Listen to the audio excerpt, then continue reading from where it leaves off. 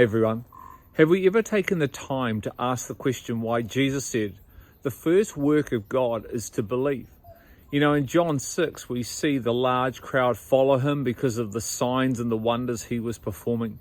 They come and they want to make him king, and he withdraws and runs away because he can see the heart motive. And then we also see when they follow him that he feeds them. And he says to them, you no longer follow because you saw signs, but you follow because of the bread that I filled you with and the fish. And then he tells people not to work for food which is perishing, but the first work of God is to believe. Isn't it interesting how the first work of God isn't to do anything? It's not about function, it's not about outcome, but it's about a sense and a state of being. And then what are we to believe?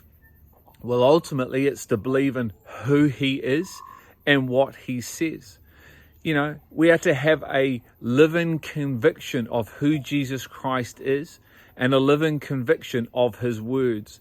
Mental agreement is okay, and we see in John 6 that Jews believed, had a mental agreement with Jesus, but then when he spoke and he shared about who he was and the importance of believing in what he said, many walked away and followed no more.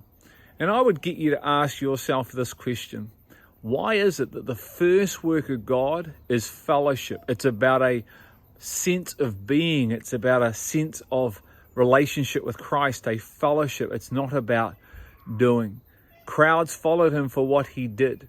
But I wonder whether we follow him for who he is and what he says. Only then can we fully understand the mystery of why the first work is to believe.